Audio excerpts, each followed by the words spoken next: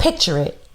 It's 1993 and Dream Lover by Mariah Carey, Crying by Aerosmith, and Fields of Gold by Sting are all at the top of the Billboard charts. Television shows like Boy Meets World, The X-Files, and Frasier are all cause for conversations around the proverbial water cooler. Plaid patterns and baby doll dresses are all the rage. And then there's the Viper Room.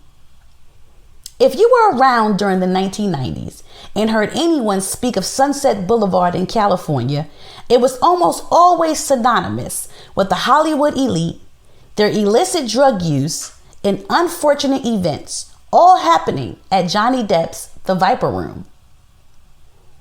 In 1921, 8852 Sunset Boulevard in West Hollywood, California, the eventual address of the Viper Room, is one of the oldest buildings on the Strip. It's a small little grocery store serving the neighborhood residents who worked down the hill in an industrial village called Sherman. During the 1940s, the building goes through quite a few name changes, including the Greenwich Village Inn, the Rue Angel, and the Last Call. By 1951, the building has captured the eyes of mobsters Benjamin Siegel, or Bugsy as he's commonly known, and Mickey Cohen. Upon the purchase, they repurposed the building into a cabaret they named the Melody Room and used as a gambling den. In 1973, the name would change again to a rock club called Filthy McNasty's, and then yet again in 1980 to a club known as Central. Beginning in 1983, and before being renamed the Viper Room, the address and building itself grows more and more in popularity by being featured in movies. In 1983, Nicolas Cage played in the movie Valley Girl, and in 1991, Val Kilmer played in the movie The Doors, both filmed at the location.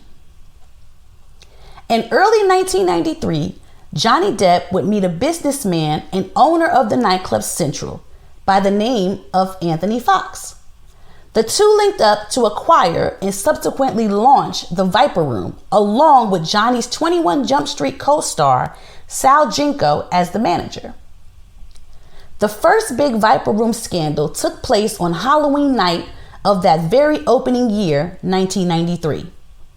The club would make history, forever to be etched into the minds of the public and the elite as the location of 23-year-old, well-known up-and-coming actor River Phoenix's death.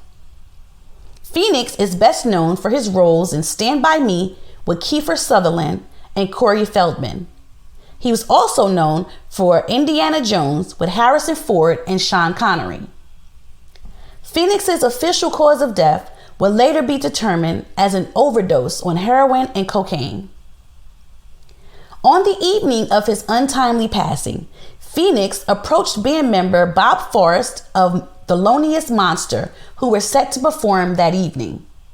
He tapped Bob on the shoulder, telling him that he wasn't feeling too well and that he thought he might be overdosing. Bob then offered to take Phoenix home, but Phoenix declined and stated that he was in fact feeling better. Phoenix was then involved in some sort of disturbance and subsequently thrown out of the Viper Room, where onlookers later reported that he fell to the ground and began to convulse. Phoenix suffered cardiac arrest, and while he was rushed to the hospital, he was unable to be revived. In 1997, the Viper Room would again be thrown into the scandal spotlight when just a few days after performing at the star-studded popular night spot, Australian rocker Michael Hutchence would take his own life. Then, in 2001, the Viper Room would again make headlines when Depp's business partner, Anthony Fox, reportedly accused him of fraud, claiming he was mismanaging funds and hiding millions of dollars from him through shady accounting. At that time, Fox was facing financial ruin and almost sure defeat against Depp and 4 others until he disappeared days before he was set to testify in court, never to be seen or heard from again. For many years, the rumor mill has buzzed with the suspicion that Depp has something to do with his business partner's disappearance. And those rumors and innuendos fueled the police investigation into Depp. So, in 2004, Depp would sell his share of the club to Fox's daughter. Now, after Depp acquired the Viper Room, more production companies used the location for films, television, and even music videos. Charlie's Angels, Full Throttle, starring Cameron Diaz, Drew Barrymore, and Demi Moore from 2003, and Be Cool with John Travolta in 2005. The music video for Ed Sheeran's song Blow with Chris Stapleton and Bruno Mars was filmed there in 2019.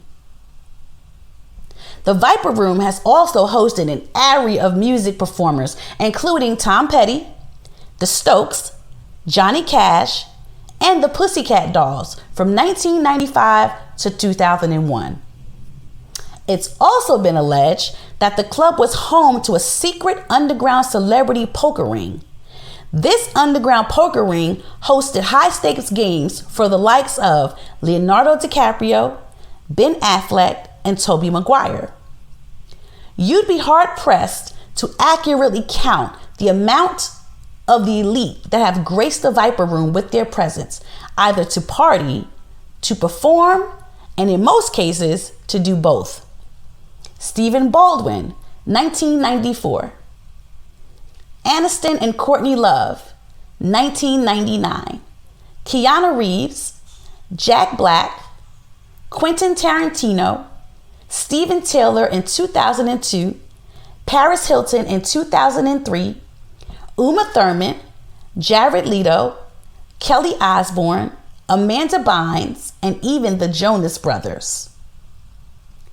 The name and ownership has changed numerous times before it was announced in 2022 that the building would be demolished and replaced by a 12-story high-rise to include the Viper Room memorabilia featured throughout.